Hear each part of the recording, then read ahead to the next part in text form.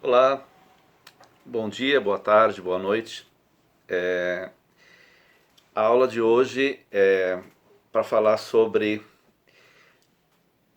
entender um pouco melhor o que nós entendemos por texto original quando a gente depara com textos chamados de textos árabes da Idade Média. Bom, em princípio parece uma pergunta simples. O que é um texto original? É um texto que é dado como de autoria de alguém, mesmo que seja um autor anônimo. A questão é que o que nós sabemos da literatura árabe primeira, que é datável dos anos 500 e 600,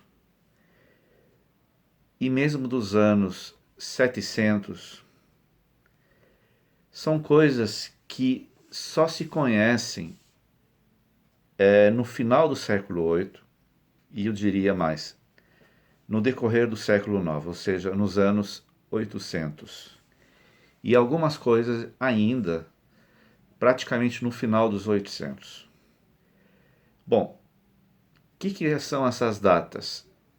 Vamos lá, eu disse que os anos 500 e 600 é o período em que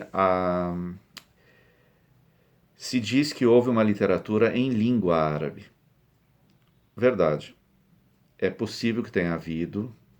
Eu falo esses termos, é possível, tal, porque na verdade tudo que se conhece é de textos que foram compilados na forma de texto escrito somente no final dos 700 e durante os 800.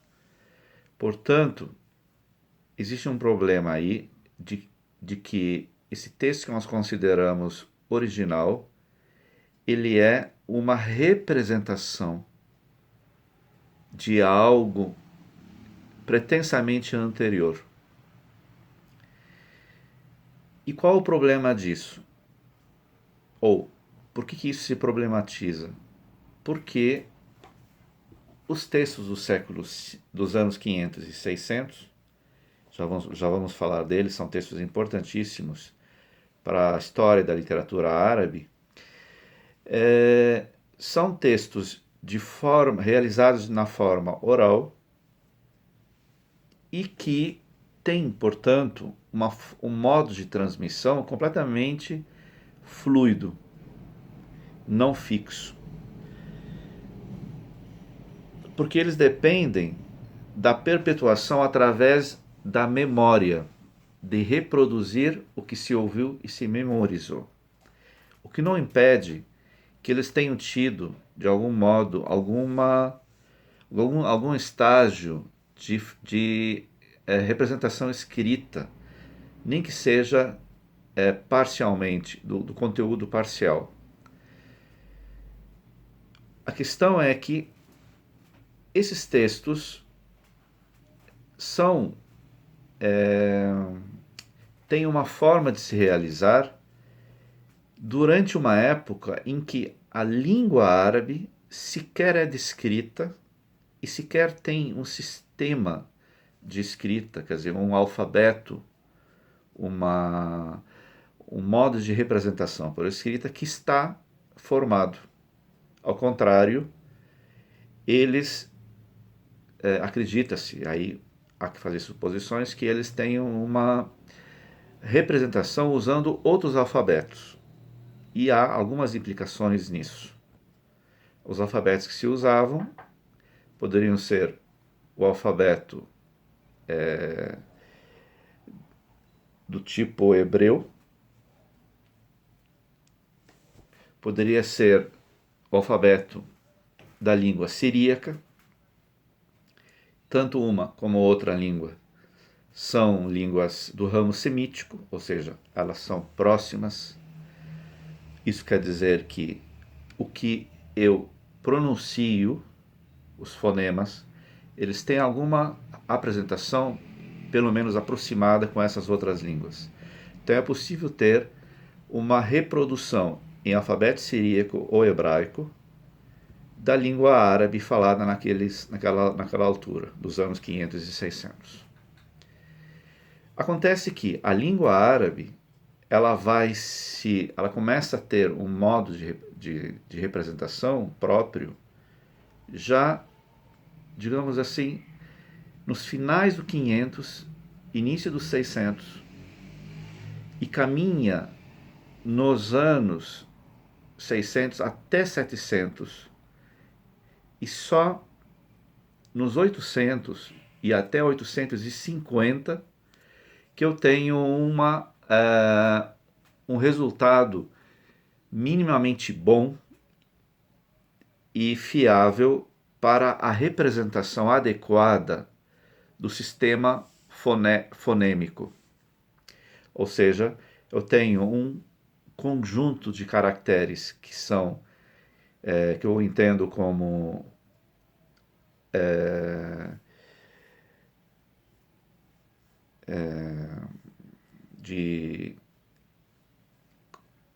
me embaranei agora, mas como se diz? De vogais e consoantes adequados para as representações fonéticas. Isso, de fato, é complicado porque o sistema árabe ele é muito mais avançado que o hebraico e siríaco de então, do que se conhece. Quer dizer, ele tem uma variação maior, mais fonemas. Bom, qual o problema disso em si? Isso provavelmente aconteceu com várias línguas, não só com essas línguas que eu citei agora. Isso também aconteceu com o grego, com o latim. Todos eles tiveram uma época de existência apenas oral. O problema é que a língua árabe surge num contexto onde não havia ainda o que nós conhecemos como Islão, como religião islâmica. Certo? Portanto, ele era uma língua, a língua árabe, que veiculava, que era o corpo sonoro, quer dizer, que dava existência a um conjunto de cultura que não é o que nós habitualmente identificamos como árabe. Qual é? Fundamentalmente cristão, judeu e de outras, ou vamos considerar, de paganismos, formas de religião e de concepção de cultura pagã. Vou repetir, a língua árabe nos anos 500 e nos anos 600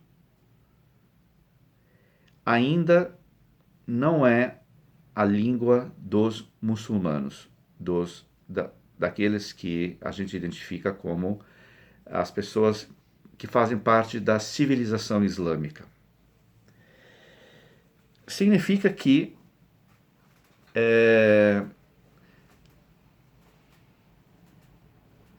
os produtos que vão ser considerados referência no futuro islão, né? O termo produto talvez não seja muito adequado, mas os textos, tanto do que nós chamamos hoje de literatura, ou seja, poesia, textos em prosa, textos de informação e mesmo textos religiosos, eles ainda vinham carregados de cristianismos, judaísmos e paganismos. Só que a sistematização dessa língua, e quando justamente essa literatura dos árabes, ou melhor dito, da literatura expressa em língua árabe, começa a ser bem escrita e começa a ter uma transmissão escrita, ela se dá no momento em que o Islão, não só como uma fé, mas um sistema religioso, ou seja, quando o Islão, enquanto uma ortodoxia, enquanto um sistema organizado que diz que isto é correto, isto é errado, isto é islâmico, isso não é islâmico. Isso aí se dá justamente não nos anos 700 e especialmente não nos anos 600, que são os anos em que o profeta Muhammad, ou Maomé, como nós dizemos em português, está justamente comunicando o livro corânico, os textos que compõem, que vão compor futuramente o livro chamado Alcorão. Então, a fixação da língua, a determinação do que é próprio, adequado da língua árabe, se dá justamente no momento em que o sistema de fé muçulmano está amadurecido. E se dá num momento completamente distante do origem de onde essa literatura dos anos 500 e 600 se produziu. Se dá em Bagdad e nas cidades em torno, nas proximidades de Bagdad. Bagdad, no Iraque. Portanto, na porção mais acima, mais distanciada do marco inicial, onde viviam a maioria dos povos que usavam a língua árabe, que estão mais a sul, que são a Península Arábica, a Síria, a Grande Síria, que compreende as cidades palestinas, e também mais a sul estão o Egito. Ou seja, essas imediações, que são essa grande massa que é a Península Arábica, tanto ela no sul mesmo, como o Iêmen, como a parte mais central da Península Arábica, mais a norte, que é Meca e Medina. E o que nós conhecemos como o Jordão, em torno do Rio Jordão, que passa pela região da Palestina e pela região da Síria, tudo isso, digamos, é onde está a maioria dos povos que falam essa língua árabe, na qual se está expressando essa literatura a que estou me referindo. Só que a decodificação desses textos, ou seja, a sua transmissão via escrita, se dá 200 anos depois, não já nos 500 e 600, mas nos anos 800, ou final dos 700, e nos anos 800, e nos anos 900, inclusive, né, numa cidade distanciada, formada por grupos étnicos diferentes, que têm um vínculo histórico não um pouco mais diversificado do que esses que eu citei abaixo. E qual é essa diversificação? É que tem um componente da cultura e da história da Pérsia, e inclusive dos povos mais indianos, vem da Índia. Ou seja, a cultura indiana, a cultura persa, junto com a mesopotâmica do norte, que sim tem a ver o Iraque historicamente com o sul, porque houve essas migrações, mas também houve entre Pérsia e Grécia, portanto, do leste em direção ao oeste, séculos atrás houve ou seja, há traços comuns entre os gregos e há traços comuns entre os persas, assim como há traços comuns entre os da Mesopotâmia e os da Península Arábica, ou da Síria mais abaixo. Só que o elemento persa está um pouco mais concentrado, digamos, em Bagdad e menos concentrado em Meca ou na Síria. E esse é um componente muito interessante. E ele vai ser decisivo.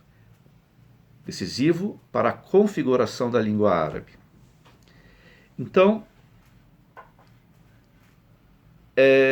tem uma outra questão ali que eu acho interessante, para quem vai lidar com a tradução desses textos mais antigos, é que esses textos, eles não só têm a questão de serem, de terem uma terem sofrido, digamos, um hiato de tempo bastante grande, mas a questão é que quem define e quem estabelece os critérios de correção dessa língua é justamente uma dinastia ascendente baseada em torno, fundada sobre um princípio de cultura que, a essa altura dos anos 700 e 800, ela se coloca como rompedora com o meio cultural no qual surgem os textos árabes principais, que são basilares para a cultura islâmica ortodoxa. Me refiro aos textos da literatura pré-islâmica dos anos 500, especialmente a grande poesia árabe pré-islâmica, identificada num gênero poético chamado Qassida, e no Alcorão, que é um texto em árabe que retoma, que basicamente ele é 90% ou mais dos conteúdos do Alcorão, são justamente os mitos bíblicos judaico-cristãos, ditos, adaptados à mentalidade das populações arabófonas, daquela região de origem que eu mencionei antes. Portanto, esse livro religioso que é básico para a ortodoxia islâmica do século 8 e 9 em Bagdad, ele nasce e tem uma existência evanescente que depende basicamente da oralidade, num meio que é fundamentalmente cristão, para não dizer bizantino. Prefiro usar o termo cristão e não bizantino por uma outra questão que já vamos falar. Portanto,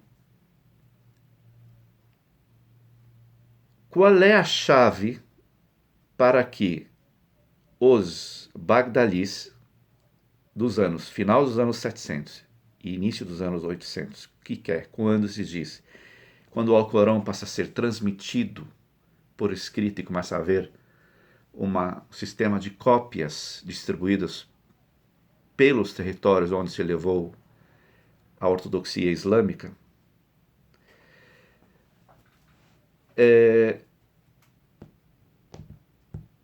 eu vou dar uma pausa e criar um outro módulo, para não ficar muito longo, que eu já vi que são 18 minutos.